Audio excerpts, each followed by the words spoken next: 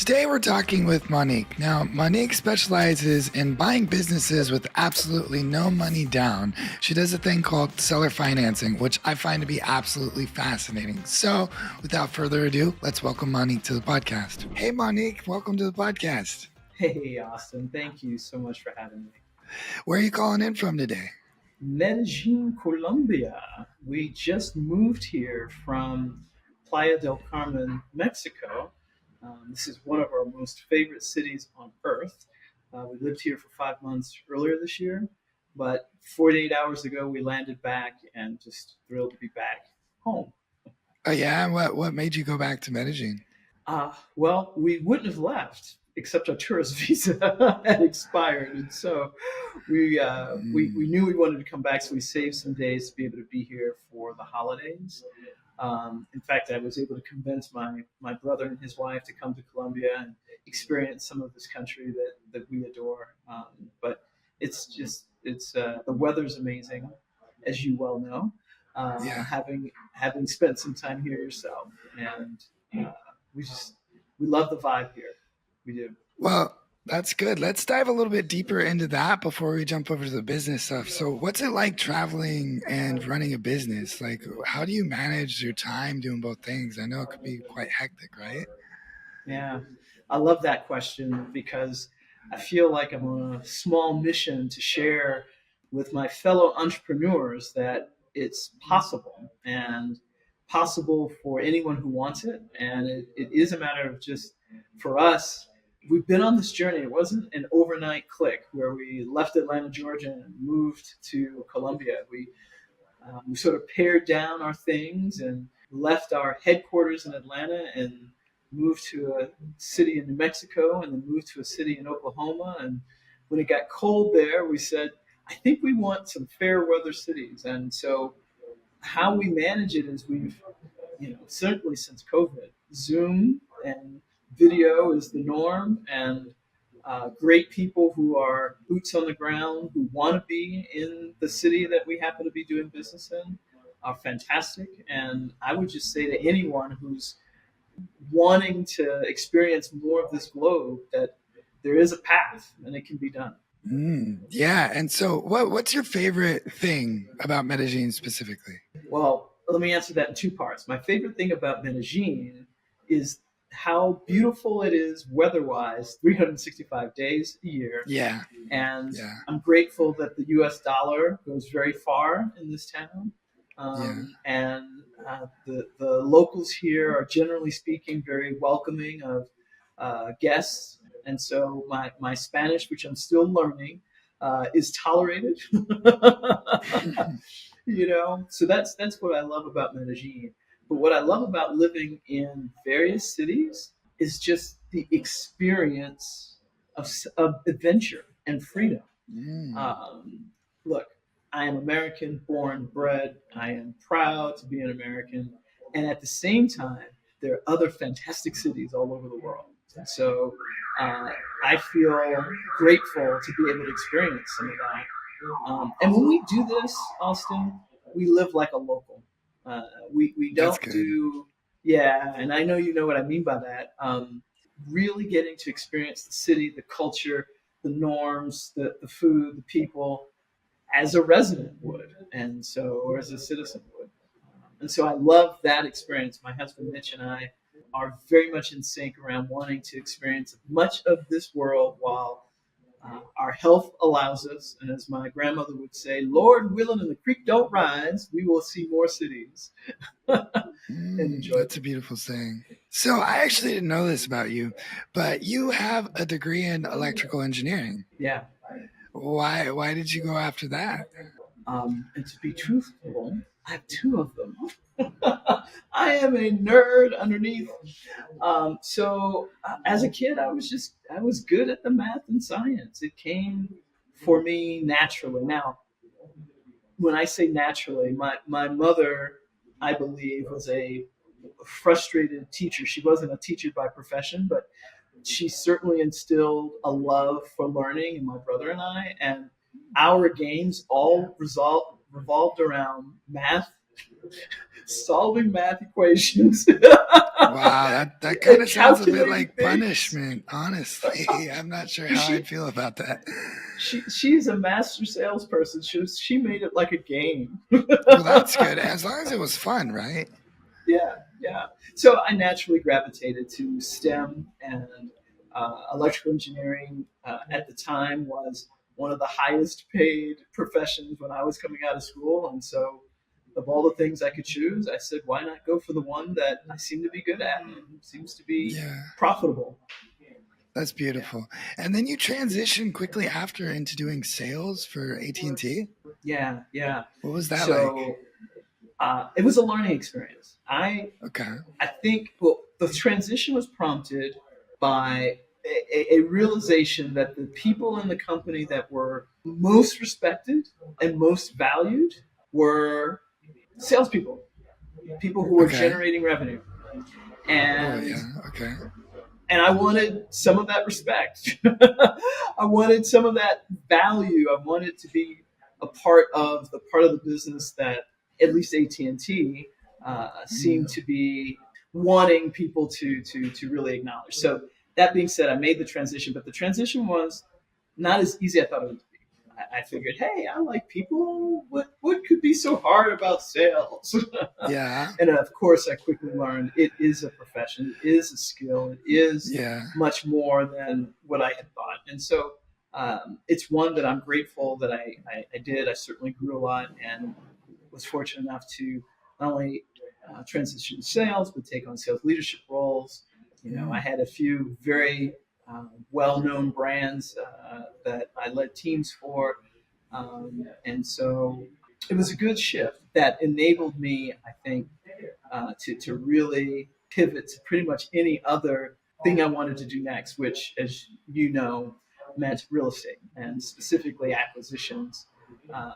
And the combination of problem solving from my geeky degree and people skills and connection skills and really wanting to serve.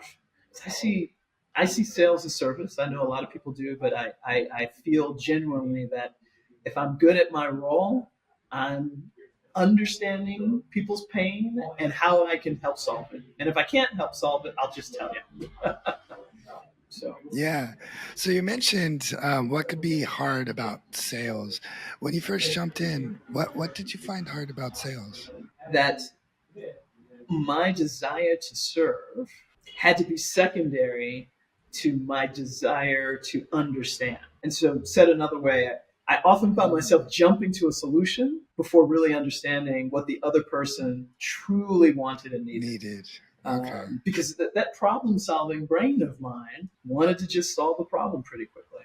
And so that was a Wow. pretty key shift for me. Yeah, that's a pretty unique answer. And so, with that sales background, what tools have you then brought from there to what you're doing now? I know you did the real estate. We'll talk about that in a minute. Now you're doing business acquisition. But what are the main skills and takeaways that you took from those experiences? That at the end of the day, it's people that matter. And that's probably my through line for everything I do. And that sounds so trite and almost overused, but no house will be bought, no business will be bought, no genuine sale will be made, no acquisition will be done unless the parties get each other. And that's through conversation, it's through alignment, it's through can we make this work? And communicating, even when it's tough, is part of what I've found is necessary to be good at what I do. That's beautiful. So let's transition into the real estate. So after AT&T, you jump into real estate. That's a pretty big transition, right?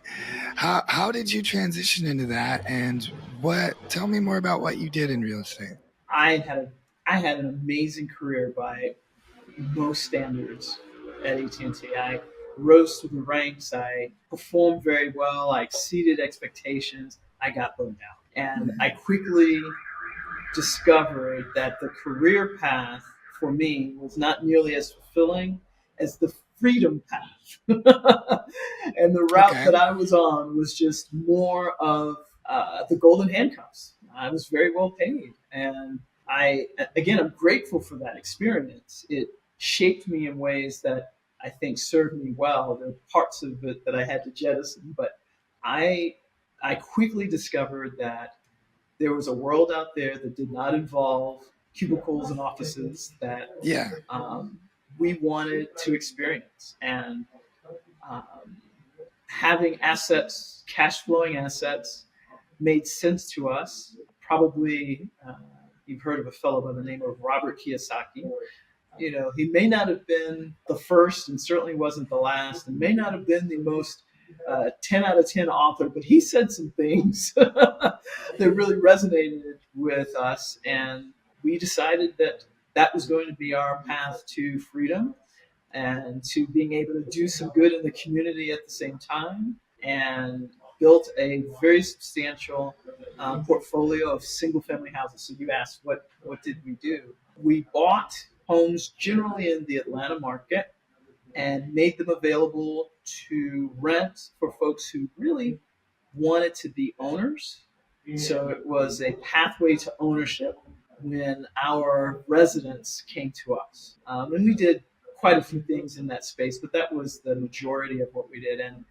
And we often acquired homes from landlords who really didn't want to be landlords anymore. And we understood their language, we spoke their language, we understood their challenges.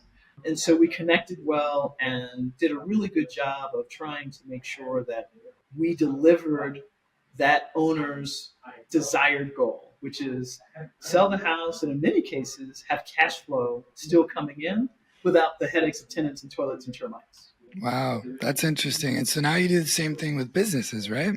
Very much so. Very much so. It is almost an identical skill set. Finding folks who, instead of wanting to stop their journey as a landlord, they want to retire from their journey as a business owner. Most of the owners that I connect with are in their late 60s, early 70s, looking to retire, have built fantastic businesses for themselves, have created jobs in the market, and now just want some more freedom. And so it's very fulfilling to be able to be a small part of that freedom journey for them. It's a value that I have and one that I love getting to see others experience. Yeah, you talk a lot about freedom. So would you say then that freedom is more important than the golden handcuffs, as you say, or having a lot of money, for example? Now, don't get me wrong, I like money. Okay. But if I had to choose between a very thick checkbook or wallet and no freedom, and lots of freedom and just a more modest income, I would choose the modest income and lots of freedom any day of the week. Any day. And so let's define freedom. What is freedom for you? Is that having time? Is that having the ability to do whatever you want? I mean, for some people, I guess that would mean like renting a plane, right? Or something. For other people, that might just mean playing video games. What do you think? For me, it is freedom of time. It's freedom of decision making. It's freedom of mobility. I don't take my health for granted. Being able to go to these amazing cities and experience them walking, going up and climbing whatever mountain or hill or whatever is in front of me. But more than anything else, being able to spend time with the people that I love and adore and never having to ask for permission from anyone or anything to go do it.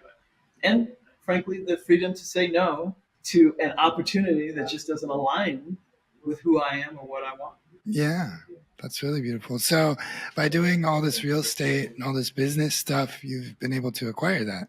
Like most growth seekers, I still want even more freedom, right? And I want to be able to share that freedom with others. So what drives me now is we have the ability to live where we want. We have the mobility. We have freedom of time. But there are a lot of people in our circle who don't. And so we continue to grow and expand and create more abundance so that we can share. That's beautiful. Yeah, I think once you grow to a certain point, it no longer becomes about you. It more becomes about the people around you. So it's really beautiful that you want to have that abundance mindset and build people up around you. I think that's really awesome. I am a pack animal, and I get very attached to the people around me, and they fill me up. And so it's my way of showing my gratitude. So jumping a little bit back, would you say that acquiring businesses is more difficult or less difficult than acquiring real estate, or it's about the same? The skills are similar. There are many more knobs to turn with buying businesses than with a single family house. Now, our portfolio did not include commercial assets or multifamily or large warehouses. They were primarily single family houses. And there are only so many things that make a house good or bad. But there are far more things that make a business attractive or unattractive. And one key thing that is very different, the attachment of the owner to a house is usually very different than the attachment to an owner to the business that he or she grew. Hmm. And so there's that emotional component that didn't come up as much when we buy houses, that comes up often with acquiring a business that requires more patience and understanding. It requires kind of managing the pace so that no one gets weirded out and that the owner takes the time that they need to imagine themselves where their identity had been tied to this baby that they had born. Yeah, Imagine yeah, yeah. themselves being an empty nester, if you will. So yeah, I would say it is more challenging and more exciting too. That's beautiful. So let's flip sides then. If I mean, I'm a business owner, or for other business owners listening, if they wanted to sell their business, for example, what would you expect to see, and what are some issues that sometimes arise that you find that people first need to solve before a business would be attractive to be able to buy? Yeah, yeah, and I love that question. It's a great question, and the key thing is for an owner to do something that's very difficult, which is to wear the glasses of a buyer instead of the glasses of the owner growing it. So we as buyers prefer businesses where the owner is not critical to the day-to-day operations. They have leadership, they have oversight, but key person risk is something that I see a lot of small businesses where the owner is the estimator, the owner is the installer, the owner is the team leader, the owner has their hand in the Mm, billing and invoicing. And so anyone who's thinking about selling their business in the 2 to 3 year time frame or even longer, if the things you do to make yourself less needed by the business will actually increase the value of the business. Or flipping it another way, the more you're needed, the less value your business is perceived by the marketplace. Because most buyers are looking for an investment as opposed to an operational opportunity. Now that's not true of all buyers. So if you're a roofing business and you're selling to another roofing business owner who's active in the business, they may simply be wanting your customer set and may not care as much that that owner was involved in the day to day as much as an investor acquiring entity like we would be. So that's one thing. The other thing, and this will be no surprise, having clean books just makes it really easy to assess the mm. business. Do you find that a lot of businesses don't have clean books? Yes, Really? they, I yes, feel like they. that's kind of 101, man. I don't know. Well, I wish it were. I'd say more owners that I speak to than not are either doing the books themselves. They have their cousin Sally, who may not necessarily be her full time job doing it, or they spent so much time trying to minimize their tax liability that they make their business look less profitable. And Okay. it's easy to get tied to revenue, but two businesses doing say 3 million each, If one is doing 3 million in revenue and dropping half a million on the bottom line, it's a very different business that's doing 3 million in revenue and dropping 50 grand to the bottom line, or worse, negative. And so revenue doesn't move the needle for most business owners. It's an interesting indicator, but net profit for most businesses, not all, but net profit matters most. Now, if you're in the SaaS, space, for example, net recurring revenue and monthly recurring revenue and ARR are all attractive metrics, but for most service-based businesses like the sectors I'm in, having clean books that don't make your net profit look minuscule is important. So you're saying that a business owner who wanted to sell in the near future, it would be in his best interest not to try to minimize his tax obligations, or at least not to an extreme extent, but instead of spending a bunch of money in December, like me, honestly, to minimize taxes, to just leave it that way so the books look better.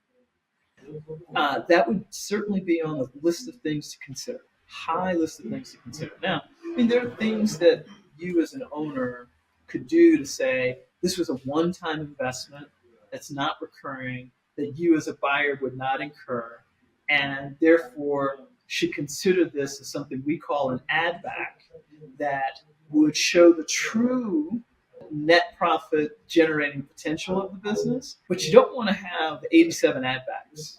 You want to have clean books that make it real easy for a disinterested at first third party to see what you see as the health of the operation.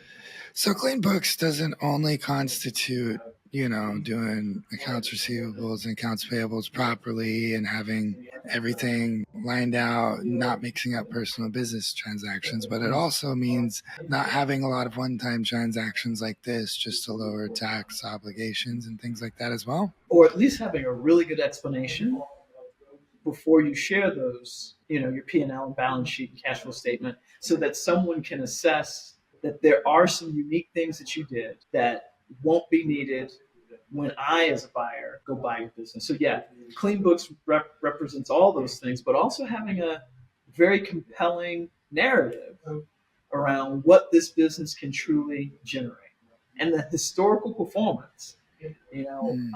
Different buyers have different triggers. Some will look at the last 3 years and take an average and decide that that's the basis for valuation. I'm a little more aggressive, and I'll look at the current year, and I'll even consider contracts and things coming ahead as a slight weight to valuation. But these things are a whole lot easier to see when there's a clean narrative around what the business has done. Interesting. But so the owner is heavily involved in every aspect of the business.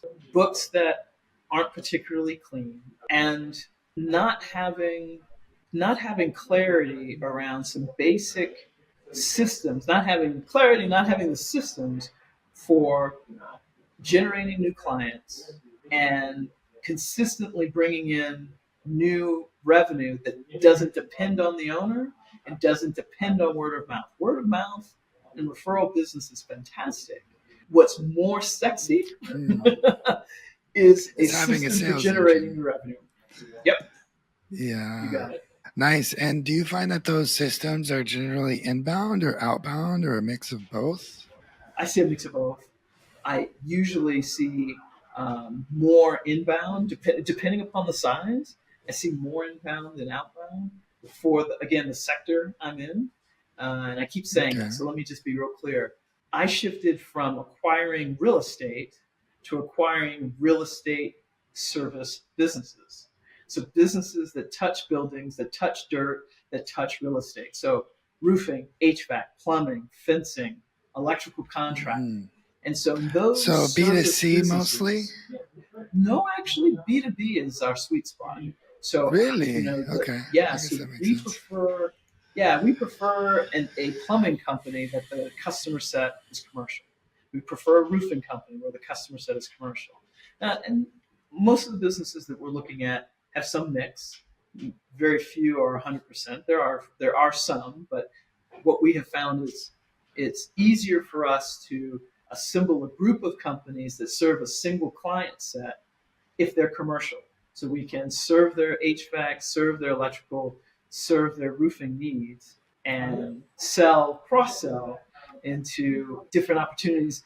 For the municipal building is going to need more stuff than Austin or Monique for their individual home. And so that's why we tend to lean commercial. Yeah, no, that's really smart.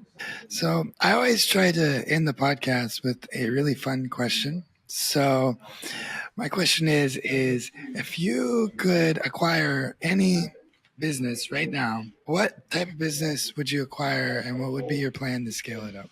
Does it have to be something that touches dirt? It can be something fun, anything you can think of. Sure, sure. I can describe for you the attributes of that business. A business that is rock star with delivering service to clients. Someone who is that word of mouth champion, but the business still has a sales engine to generate new customers. A team that's almost fanatical about not only the clients, but the business doing well because of the community. And they see themselves as champions of the business because they've derived so much personal fulfillment from what they do. So, love of client, teams that are fanatical, and a product or service that you just be proud to tell your grandma about. So, I'm a pretty simple girl. Pretty simple girl. That's Now, good. That's notice good. I didn't mention the numbers. The numbers matter, but they are secondary to that. Because if it ticks one of those three things wrong, I don't care about the numbers. I'm just not interested. Interesting. Well, if anybody wanted to reach out to you, where would they be able to find you? LinkedIn would probably be the best and easiest place. But I also want to invite your audience to sort of consider what it might look like for them to run their business in one city and live in a city of their choice, to follow the business, let their work Digital follow the business, nomad. but let their heart follow where they live. And so I'd be happy to drop a link to a crew of us that are just trying to spread the word that it's possible if that's what you want. Beautiful. Yeah, yeah. Tell us more about it. What's the name? Well, it's a school community that, in case you haven't heard of school, most people have, but I've decided to use that as a platform to really just create a space for us to have that pack animal crew where we come together and share what our experience has been in traveling, how we have chosen the cities that we've moved to, some of the challenges of maneuvering that. And I'm sure, it's designed to be for people who are actually already living a digital nomad life to share their experiences and maybe even connect in other cities, but also for people who want to take the journey and just want to understand what that could look like for them. That's beautiful. Well, Yeah. I'll be sure to share that in the link down below in the description for all of you guys who are interested. And Monique, thank you very much for joining me on the podcast here today. Austin, thank you. It's really been a pleasure. Appreciate it.